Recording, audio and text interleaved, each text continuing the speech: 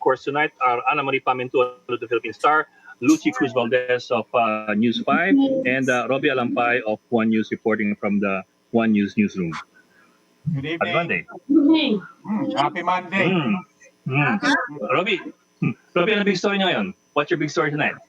Well, the numbers pa rin tumataas, and of course, the WHO reporting that the Philippines nominally has the highest number of rises, no, in terms of absolute figures, diba? But then, of course, Malacanang is trying very hard to qualify that, saying that, you know, in proportion to the population, kung yun ang titingnan mo, kung yun ang, if that rate is what you're looking at, we're not necessarily the worst. But then again, di ba? I mean, and Malacanang acknowledges that any rise is not good news. But of course, that's what we're looking at. We're also looking at on the other side of it, on another aspect, POGOs, di ba? Government is now bracing for the possibility of more POGO companies leaving the Philippines. Yes. Although some senators have welcomed that. Yes. Yes. Sabi nga ng senators, good news daw. Senator Drilon, one of them. Yes. No, I mean, yun naman talaga. I mean, there has always been a lot of critics of POGOs, particularly, of course, among other things, there's the matter of hindi nagbabayad ng taxes and so on. But this actually goes back to that same problem because one of the factors that government is now facing very well, admitting and acknowledging is some are leaving rather than having to pay. Yeah. Right. Wow. We're talking, for example, about, aside from yung withholding tax, we're talking about the franchise tax, yung 5%, which, if I recall correctly, most of the POGOs refused to pay. Yeah. And remember the last time we were talking to ASEC Tony Lambino, it was still as if, look, this is being negotiated. We're using both carrot and stick to compel them to pay. But it looks like, based on the news that we were reading kanina and that we were covering, it looks like some of these companies would rather just up and go. And the big question is, can government do anything to keep them from even going and leaving that debt on the table? It could also be that they're suffering financial, lack of financial viability because of the COVID. No?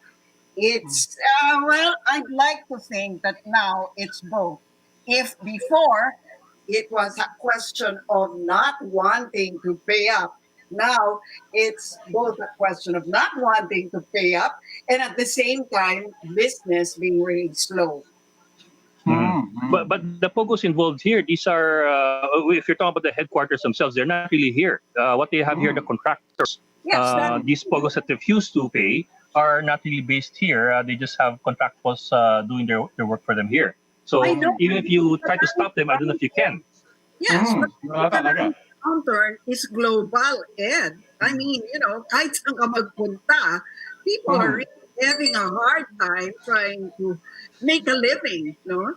Jobs are at an all-time low and unemployment at an all-time high. Saka yung mga istorya, yung nagbanggaan na yung fishing boat natin, saka yung Hong Kong registered ship na 14 na Pilipino are missing, and right now sinuspindi muna ng Coast Guard yung paghahanap daw sa 14 dahil sa poor visibility. So bukas na uli magre-resume yun tomorrow morning. So, And curiously, nahanap pa nila yung nakataob na barko. Pero hindi na nahanap yung mga tao. Yung tao ang may hirapan. Nakuna pa nila ng picture yung barko ng nakataob. Nakuna pa nila ng pictures. And before siya lumubog siya eventually. So you have a problem there. Well, siguro ipasok na natin yung let's bring in our guest for tonight. Still related, of course, to COVID among other things. With joining us tonight are film directors Eric Mati and Carlitos Sigyon Reyna. Direk Mati, of course, is the founder and co-owner of Reality Entertainment and a member of the Philippine Motion Pictures Producers Association, while Carlitos Sigyon Reyna is a board member as well of the Directors Guild of the Philippines. Drex. Good evening, and thank you for joining us in the Chiefs. Good evening po. Good evening, Direk. Thank you. Direk, so much to talk about, especially yung medyo konting yung kiskisan with the FDCP. But before we go to that, I'd like to ask you something in particular about kamusta na ho kayo? Kasi I know I suppose it would make for a great film na you have so much science, drama, politics in the COVID issue. But at the same time, people, I suppose your industry is also asking the same question na how will your industry even survive this pandemic? How are you guys doing now? Well, from my own observation, yeah, I think a lot of people during this period have, probably worked on their own projects, what they can do from their own homes, and also taken advantage of the free online screenings of shows Mhm. that have been featured locally and internationally. And I think there have been tuloy naman yung planning from my observation, tuloy yung planning ng pre-production of projects na online Yes, Direk. series or mga Direk, if I may, Direk, if I may interject, kasi the planning is well and good, pero we don't see a vaccine anytime soon. So I mean, if this lasts for a year na walang vaccine, how are you going to survive, and how are your people going to make a living in that more or less 1 year or even more na walang viable vaccine? Well, yeah, I mean that's why merong mga protocols that were created from within the industry, yung yung Interguild protocols, and some companies have also created their own protocols, and so they're I think little by little, I think I'm hearing news about productions resuming, but not in a big way, but with a lot of health and safety guidelines, following health and safety guidelines, yung syempre mas shorter working hours and all of that. So mas mahaba yung shooting schedule. So yeah, I mean the costs are really far higher than they've ever been. Plus, yung returns would be smaller, syempre, kasi you will have less people watching. You can't have crowded venues, but you can expect a big hit doon sa revenue side. Pang online, I think a lot of people are thinking of doing, resuming shoots for online distribution. But that's what I wanted to ask, no? Medyo nagulat ako na kasama pala sa Film Development Council yung mga online productions. I was under the impression na pag film, we're really talking about film and at best, movies made for TV. Kasama pala yun. Direct, Larry. Well, right now it got even more confusing because we saw this we saw this department order number 81 that assigns Undersecretary R.J. Jacinto, and in that letter, FDCP is under his office, and including entertainment, live events, advertising, and TV. Okay. So now, are we saying hindi na ba natin i-acknowledge yung hinihingi ng FDTV? Do we now talk to another office regarding this? Yeah. We still don't know that. It's been passed last Friday. Okay. This department order. I know, so ang So, daming if that- affected, no? Ang daming Yes. affected. So can you tell us first what your major points of, your rant are? Well, number one, the cinemas will be closed until pending until further notice. Yes. Some are saying they're gonna open on October with 3 seats apart, both on the side, the front, and the back. Yes. So that brings down the number of audience that could come in.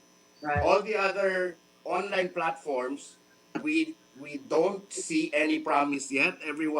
All the producers, on wait and see mode. Yeah. Let's see if we can recoup the budget based on just the online Right. releases. And then on top of that, FDCP, knowing the problems we're experiencing during this pandemic, came up with several. There's the joint memorandum circular Yes. that talked about limiting the working conditions on set. Yeah. But right now, with the pandemic on top of it, it doesn't look viable, knowing that there are other things that we have to contend with based on the safety and health of the workers. So why Then they not came up. viable? What Uh, exactly are well, the requirements that are making this shoot not viable? just one of the things in the JMC that is mentioned, among other things, it limits the working hours between 8 to 16 hours. 8 hours. After that, you pay overtime of 25% of the salary of all workers. Okay. When we were presented with that idea, we didn't say no because, of course, we wanted better working conditions, that's coming from a producer standpoint and a filmmaker. So the suggestion was to go 12 to 6 hours, 12 hours Yes. overtime for only the small ticket salaries, the ones between 3 to 5,000 pesos, earning 3 to 5,000 pesos a day. Yes. Not across the board. Meaning actors, the big actors, they're paid more than Yeah. a normal rate. Right. So if we go up to 16, then good. But the JMC, after that consultation with us, was released without those adjustments. Even Hollywood has 12 work hours on a day of shoot. How Okay. come we're only allowed 8 hours for a small country like ours, for a small industry like ours? And that's not only because producers will complain about it, but also from a worker standpoint, we're used to the culture of Philippine cinema is that of segue shooting. What is that? Because you're not paid Hollywood rates, you get to work on several projects all at the same time. Yes. So if you're shooting with me now, tomorrow you have another shoot in another production. I see. Just so on a monthly scheme, Yes. you earn as much as you earn for your family. Yes. Right. Now, who assures us with that segue culture? Who assures us that whoever comes in to our sets, given we have to be efficient for only 8 hours, that everyone is well rested, that the work efficiency, because before, actors who are doing TV can finish at 4 a.m. and go to your set at 6 a.m., go to sleep, Wow. wait until they'll be called, and then at 10 a.m. when you call them, of course they're still tired. And so Hero. with just Yes. 8 hours, how can you get an efficient? That's Right. actors are just one of them. I'm not singling out actors, Yes. Yes. right? Yeah, So but direct that alone is problematic. hmm. Yeah, but direct, you'll acknowledge that Yes. all of this presumably is coming from a public health perspective and a concern for that. And then when it comes to Eh, impacting your Robbie, industry, yes. Robbie, sorry, Hmm. correction. JMC was before the pandemic. Ah, The okay. JMC was passed before the pandemic. Okay. The Joint Okay. Memorandum Circular. Now, the JMC, they included that in a new document, which is Hmm. the Joint Administrative Order, Yeah. where it Nice. includes the safety and health protocols dictated by DOH. How does this affect your bottom line if you are a producer? I mean, just give us an idea of how much this is going to cost you in terms of pesos and centavos. Okay, just to give you an idea, Yeah. when we loosened up, when we went on GCQ, right? Yes. When Manila went into and we were allowed to shoot, Oh, yeah. Okay. three productions resumed shooting. They had each of those productions, which they started already before the pandemic. Each of those productions had probably just 2 more days left, 3 more days left. Okay. The producers had to stop shoot because now, with the new safety and health protocols dictated on set protocols, they added 3 more days on a 2 day shoot. So the Oh, 2 day shoot became again. 6 days. Yeah. I see. I see. A Yeah, yeah, regular but shooting day So on it's set at least will 50%. cost around 800 to 1.5 mm, million pesos. yeah, So additional 3 more days, yeah. it will incur around 3-4 million. So we're Yes, talking but about Now, Direk, I think this is 50%. stop mm. shooting. But Direk, I think this is my point, no? Pero yung sa given all the public health concerns right now, everybody is affected. Everybody is inefficient. Everybody's costs are rising. What would you recommend? I mean, given that it's almost inevitable, what would be reasonable things or reasonable recommendations that would at least allow you to come up with some model that you can live with? We want the government agency who's telling us what to do to have a dialogue with us, listen, because we are the ones who work on the ground. Mm, mm. We know what's needed. Okay. So Yes, assuming they talk to you, we assuming adhere they to take the whatever time. safety and That health dialogue. protocols Yeah, Hindi they. pa kayo so, nag-discuss? That Sorry. dialogue. no, You have so had that dialogue. Sige, Director. Yes, Direct Carlitos will Yes, so DGPI, we've had dialogues, town hall meetings with FDCP, and also later on we've had meetings. We were part of the interguild. We're part of the interguild alliance that has had several meetings with FDCP with Chairman Lisa Dino. So merong mga, but like first it was the PMPPA, and Eric is here, a member of PMPPA. They've in the first town hall, I remember the PMPPA already stated that they have had certain suggestions that they had raised before that town hall meeting. Tapos pagdating do sa town hall meeting with the chair, FDCP, wala lahat yung mga sinuggest, wala yung mga sinuggest ng PMPPA na improvements on the protocols. So in other words, parang hindi pinansin. So that was a point of contention with PMPPA, and it was at that point that I think the PMPPA left the table. DGPI and what's this? IGA, we decided to stay because sige, we'll keep on working.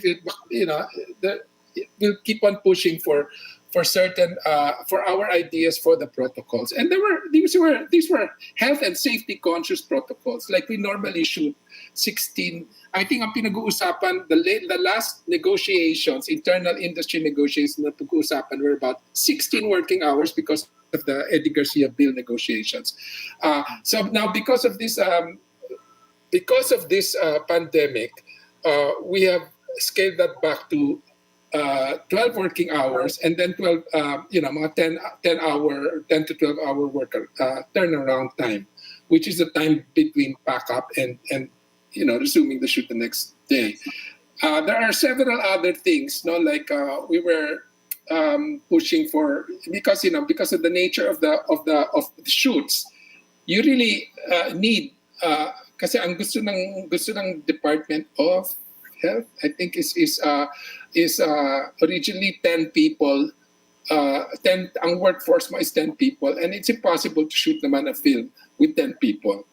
I mean, so we were really pushing for the normal size of, as far as I know, a normal size in normal times, it would be at least 75 people at the least. Wow. Um, I want to clarify. that includes actors, but I just want to finish this. Then we were pushing for a 70. So ang DOLE and FDCP were pushing, basically they said 50, pwede 50 na lang maximum. O sige, ganyan.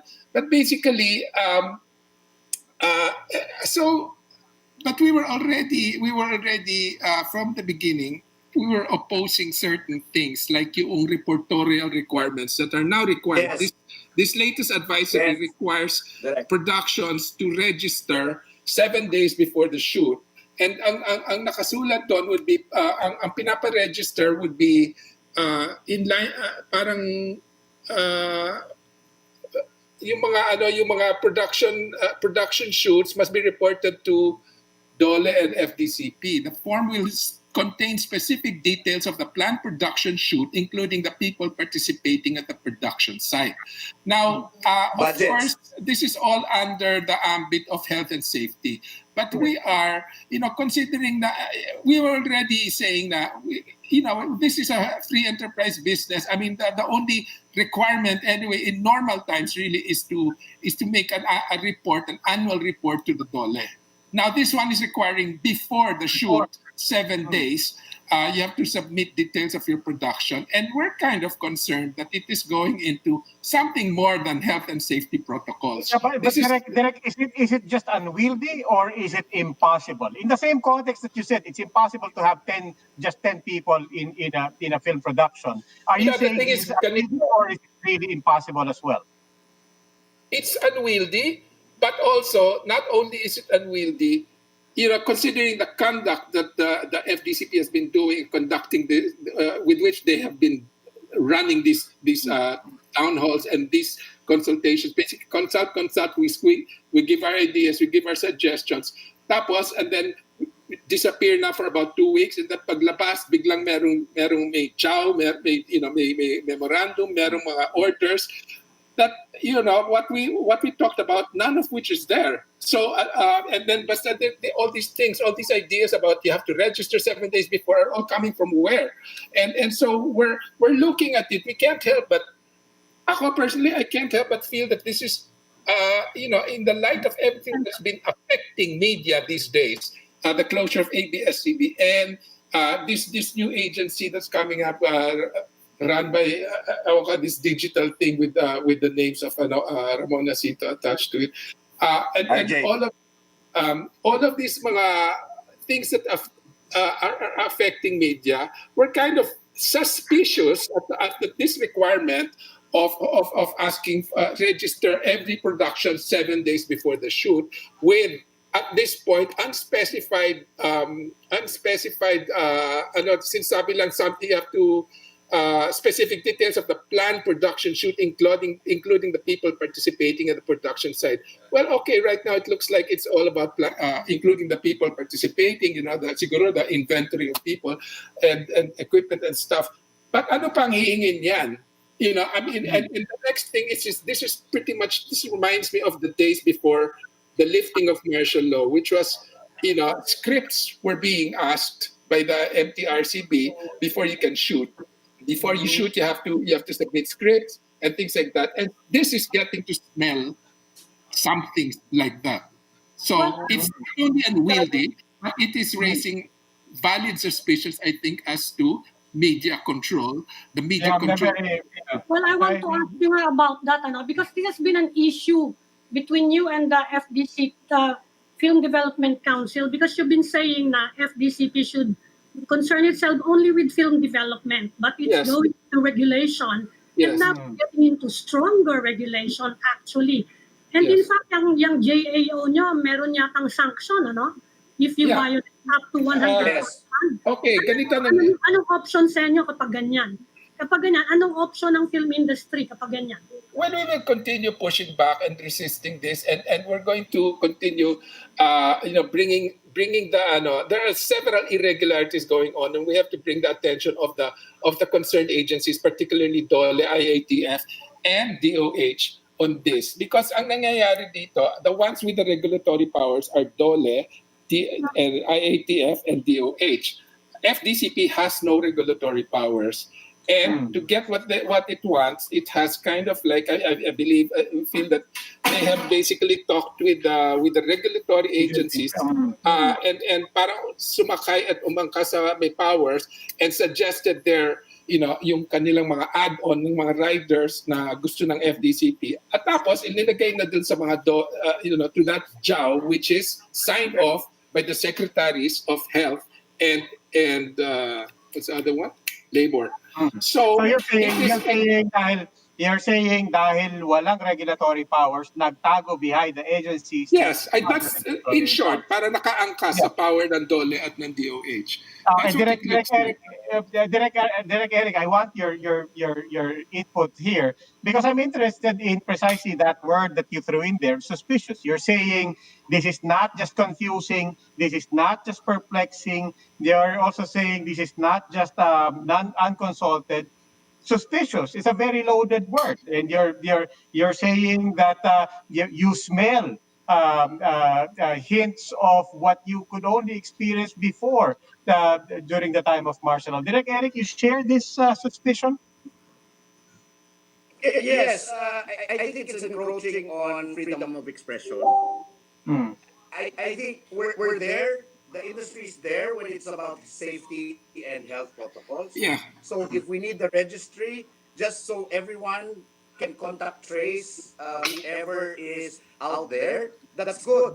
But to give details of a project that you're doing, including budgets, including personnel, including that's a totally different story.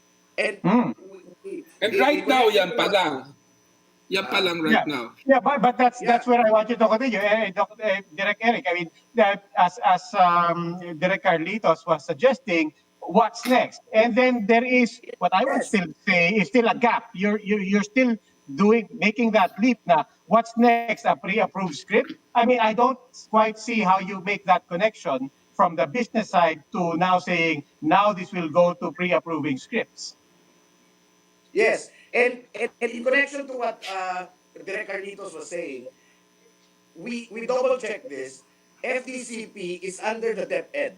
Yes. So the mandate is really the DepEd.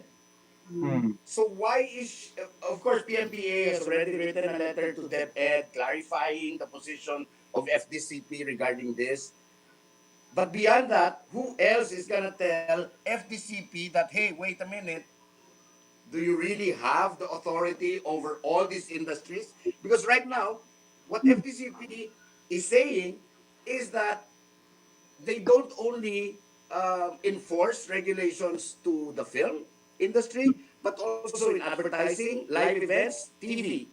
And So none are of you these other planning industries know about any them. challenge? Are you planning to challenge it legally or through some other venue? Are you planning to challenge this setup? Since you are invoking freedom of expression. I can speak on Thank behalf you, of Chris. the MPPA, but we are discussing all possible remedies to this problem. Direct Carlitos? Yes, I mean, certainly it's the same discussions are going on, and we are, I mean, discussions are going on. That's what that's what I can tell you right now. But yeah, we haven't stopped. I mean, and we're not stopping on this. But teka muna, let me get back on. The thing is, yeah, we are concerned about health and safety. We are concerned. We are really all for following the DOLE and the DOH guidelines on working hours and turnaround times. And the number of people involved. But these added requirements, which are not originated from DOLE and from DOH, and which has been, all of these working hours and ito mga working hours, number of people, etc. These are things that DOLE and DOH have, I believe, have commonly applied to all industries. One of which the film industry is only one. But these things about filing, registering with the FDCP for 7 days before about your production shoot details and all of that, and yung mga ganyan tapos and this overreaching into sectors outside of the film industry, this is unique to the film industry. This is Okay. unique, and I would I argue this see. is discriminatorily being applied to our industry. Okay, so to carry on the metaphor that you mentioned kanina, that or at least that you agreed to, that this is in effect FDCP with no regulatory powers hiding behind agencies that have regulatory powers. You're now suggesting that ultimately the other side of that, the other effect of that, is the FDCP now cloaking itself with regulatory powers as they can convince the agencies to yeah, cloak them with that power. yeah. I think Okay. this is another thing that I wish that we hope makarating then. I mean, it's a message Yeah.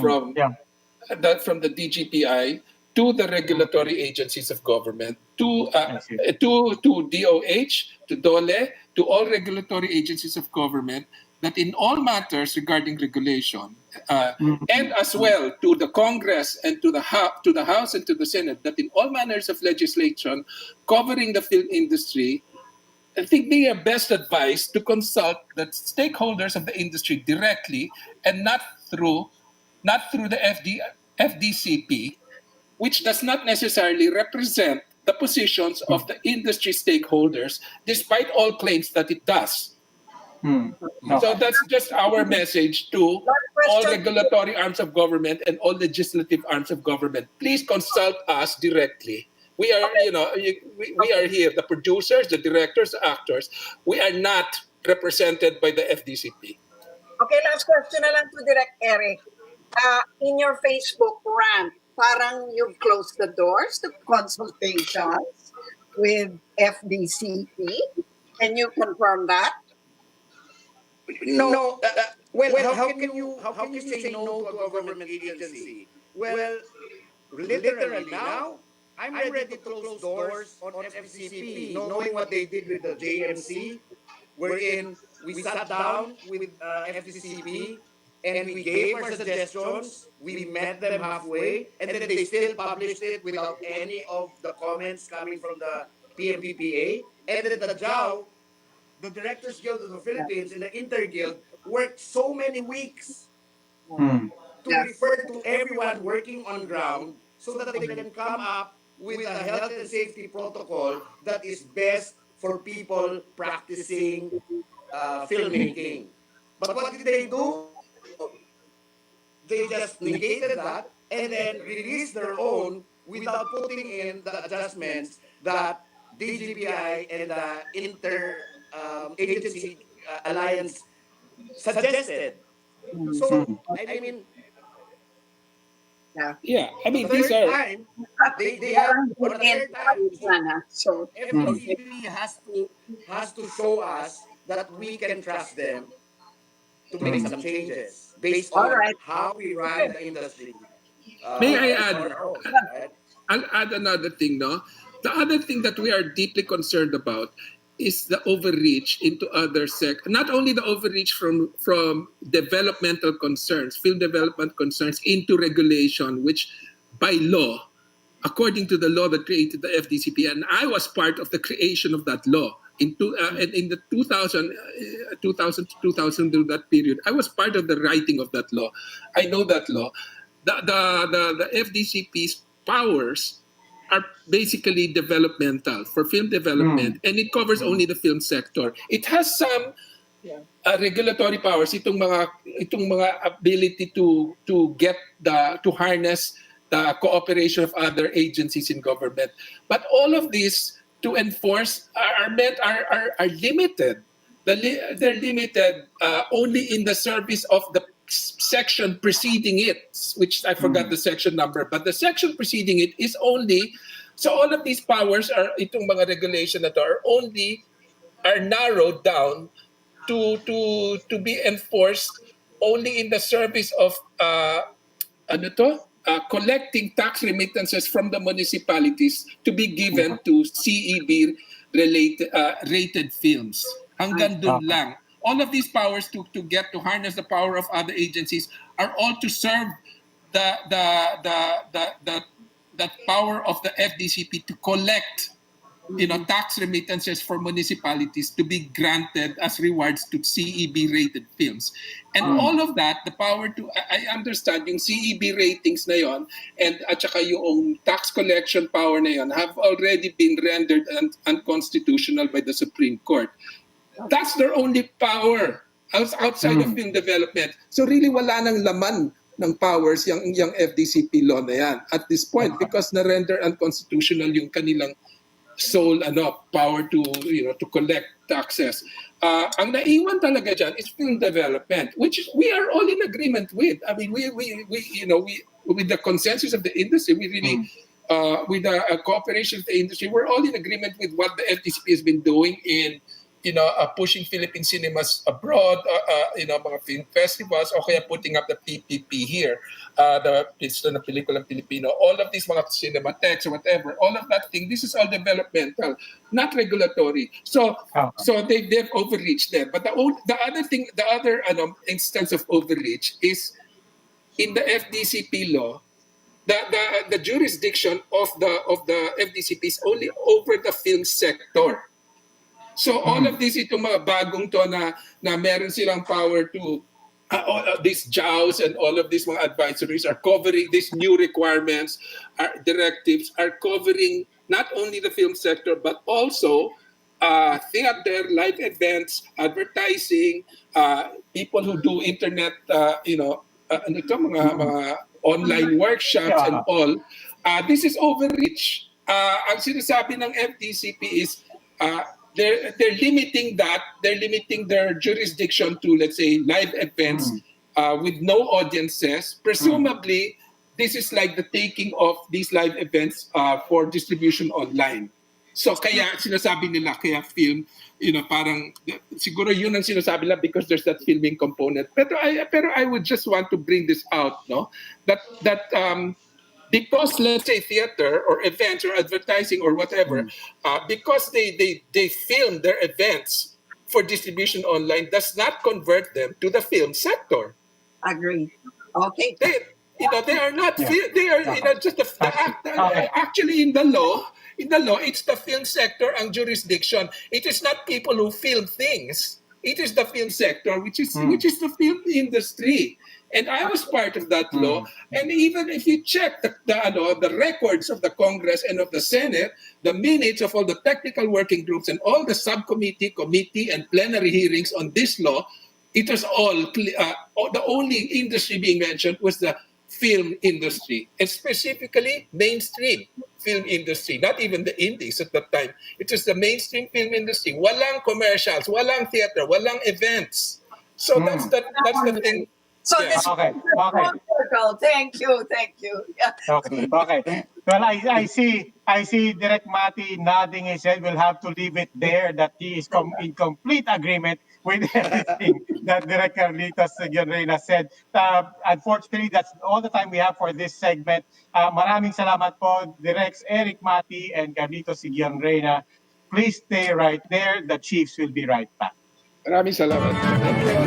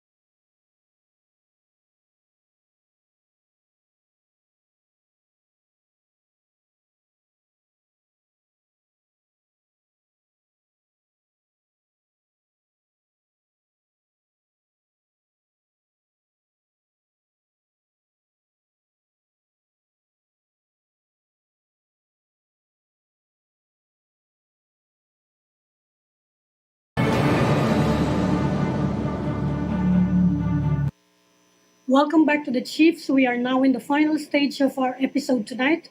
And joining us is Undersecretary Mary Lisa Dino, Chairperson and CEO of the Film Development Council of the Philippines. Good evening po, Yusek Dino. Good evening, Miss Amy. Welcome to Thank the you for inviting me. Yes, well, we just talked to directors Eric Mati and Carlito Sigion Reina. And they're saying, I think you probably listened to them, the FDCP is being accused of overreach on two areas. One is the health protocols that they say is bordering on encroaching on freedom of expression, and the other is encroaching on overreaching on your mandate, which is only mainstream film. When and they're saying you are trying to regulate live events, theater, advertising, and online production. What can you say about this, Yusek? Just to give context to the joint administrative order, the DOH released Administrative Order 2020 0015 mandating various national government agencies to create sector based protocols that would address specifically the health and safety protocols that needed to be adapted in the different industries. And because yun nga, the film industry is always left behind in this whole scope of what is supposed to be supported by the different government agencies. Ang tagal ng, for the longest time, it's been self-regulated, di ba? So, FDCP hosted a town hall meeting with our stakeholders to introduce to them the policy initiative of the FTCP to work with DOH and the different agencies like DOLE to come up with these guidelines. So we had 17 consultation meetings with various stakeholders, various sectors, different workers, different organizations, so that we can come up with this comprehensive guidelines that would, address the health and safety protocols within this COVID pandemic. And that's what we did. We recognize that FDCP has limitations in its mandate. That's why we work with agencies through joint administrative orders para yung coverage nila at yung mandato nila masuportahan yung industriya namin. Kasi ang hirap naman, we can't just stand and realize na walang mabibigay na suporta, walang maibibigay na protocols para mag-reopen kami just because hindi kami covered or hindi kami saklaw ng mga kino-cover na industries ng DOLE. And DOLE admits to the fact that yun nga, the film industry has because of its unique setup and the peculiarity surrounding the working conditions of our workers, talagang hindi talaga siya nako-cover ng traditional na mga occupational safety and health standards na kino-cover nila. So, we're here to support. Yusek, will go straight to the point, no? Yeah. They're really protesting your requirement for them to submit a report 7 days before a shoot, which they used to do only once a year. So they're now afraid that, they feel that it harks back to martial law days, and that if they allow you to do it now, you will encroach further into their freedom and require them to actually submit the script or the content. Anong masasabi niyo ron? Actually, ito pong requirement ay hindi po requirement ng FDCP. Requirement po siya ng DOLE. Dahil ang DOLE po, for occupational safety and health, kailangan po nang mag-register ng mga productions para malaman yung location ng productions, para malaman kung saan sila nag-shoot. They have to actually submit to the DOLE regional offices every single time that they do a production. That's the reason kung bakit whether there is non-compliance to that, labas na po tayo doon. Pero that is mandated. That's also the reason why para po makapag-investigate maayos ang... And then the DOH also requires for contact tracing a list of the workers. So what FDCP did with our JAO is to consolidate these requirements to give to our workers to in one form. So ang goal actually namin is to cut through the bureaucracy of having to submit to both. We talk to Yeah. them and ask them if we can just centralize the submission Yeah, para isang tipo na lang. yeah. Ma'am, one basic question lang po dyan. Maybe this will help to clarify. Who implements this? Who does, you said, i-monitor natin, we help to cut the bureaucracy and so on. But therefore, kahit saan pa nanggaling yung regulations na yan, whether it's DOLE or DOH, who implements it? What do you mean implementation? Of course, it's a JAO. To whom do the reports go? Who makes the decision? And who basically makes that call that a certain film crew or a certain production was in breach of the JAO? It's the DOH and the DOLE. It's not the FDCP. No, the FDCP just receives the report, the registration form. So FDCP receives it. We give them a reply of thank you for registering, happy filming. This is the manual. This is the JAO. For your guidance, these are forms that you can use if you want to conduct. If for your guidance, meron kaming COVID sign-in registration form as mandated by the DOH, meron kaming risk and illness injury form just to make sure na lahat ng mga hinihingi ng mga ahensya na to, meron na silang template. But So you said- it's really You said, consolidate everything. how do you assuage their fear, in fact, their suspicion that this is just the start? And I think that they were counting on you to understand their situation, that this is just too much work that is beyond just the ambit of health protocols.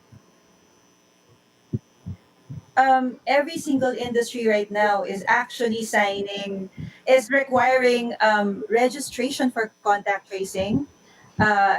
If you go to a restaurant, you have to sign a declaration form. Every single restaurant. It's actually a government mandate right now to make sure that because it is a health and safety issue, kailangan nating mag-contribute as citizens to help in the contact tracing of the government. In the event of an outbreak, in the event na merong nangyari, at least alam natin agad yung location.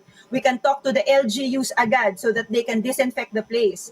We can identify who is exposed to the COVID virus. So it's kasi parang yeah.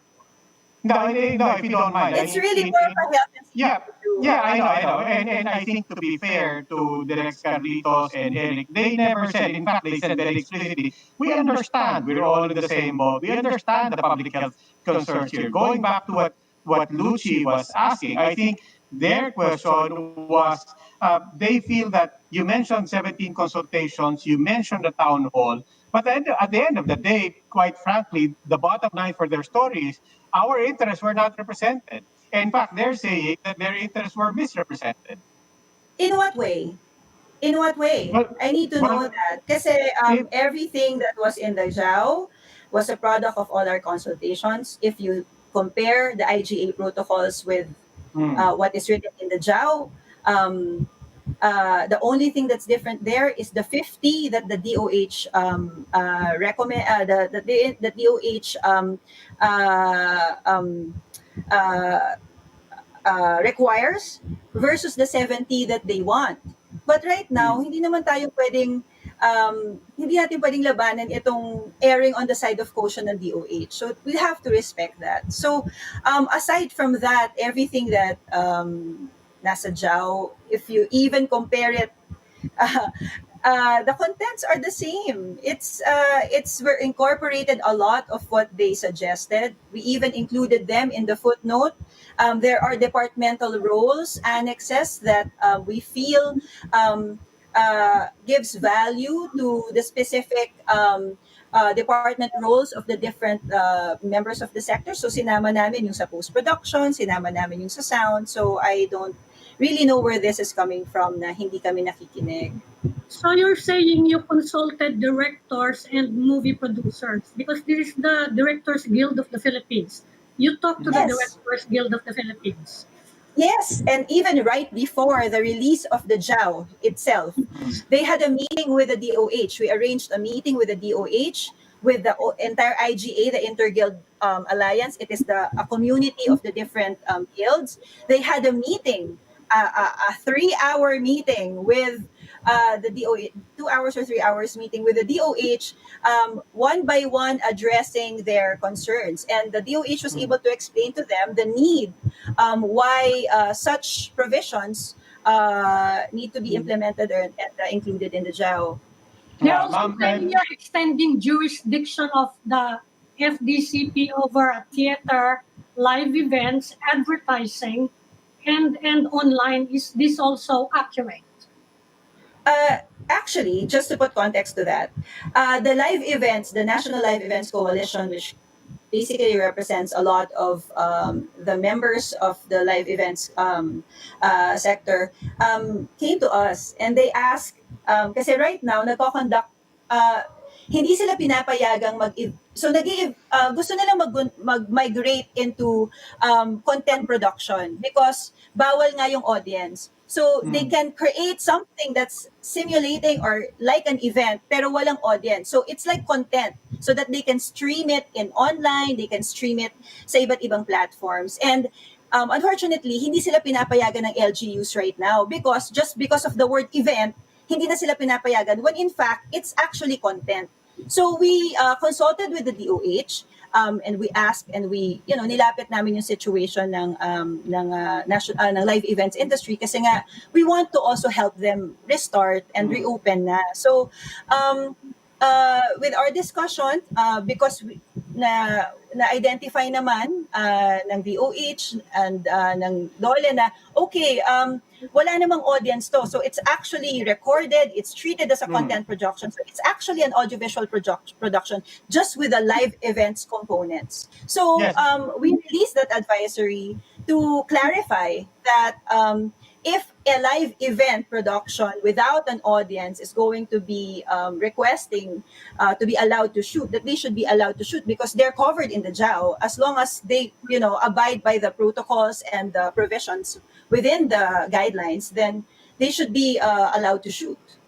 After having heard them, is your door still open to further dialogue, especially because they really feel that you are overreaching your role as film development and getting into a regulatory role? Would you like to assure them that Of course, we've always been open to different to the needs of the sectors. I'm having offline conversations with various directors, with various filmmakers to ask FDCP about clarifications about this. Actually, maglalabas nga kami ng FAQs bukas para lang ma-address yung mga questions nila kasi medyo lumayo na talaga yung topic, naging issue na siya ng martial law. Parang, but in the first place, we were just asked to create monitoring tool. So parang ginawa namin yung 7 days just so we have enough time to submit to LGU when these production forms are submitted to us. So it's really more to streamline this coordination among the different government agencies who will be in charge of monitoring implementation. Actually, implementation and inspection is going to be done by LGU. The penalties and whatever sanctions for violations will be under DOLE and DOH. FDCP put context to what the situation, what the industry is experiencing as a film industry, and that's actually how we come in, and that's normal for a lot of government agencies. CHED is working right now with DOH also for safety and protocols for the schools. PSC, the Philippine Sports Commission, is also working with the DOH for health and safety protocols in the sports sector, especially when it comes to sport events. So it's really with other film commissions all over the world, health and safety protocols within their industries and directly addressing their stakeholders. It's it's a normal thing. Marami na pong lumabas na mga global practices on released by various film commissions on the health and safety protocols. Well, thank you for that clarification. And I think this discussion is going to run on for some time. But unfortunately, we've run out of time. Undersecretary Mary Lisa Dino, Chairperson and CEO of the Film Development Council of the Philippines. Thank you for joining the Chiefs. Salamat. Thank you so much for Maraming the salamat. opportunity. Thank you. And that's a wrap for tonight. You can also catch One News on the Signal Play app. Register for a free account now at www.signalplay.com and stream One News live anytime, anywhere. That will be all for this special edition of the Chiefs. We hope what was discussed here will keep the conversation going. I'm Ami Pamintuan of the Philippine Star. I'm Lucy Cruz Valdez of News 5. I'm Robbie Alampay, and we are One News.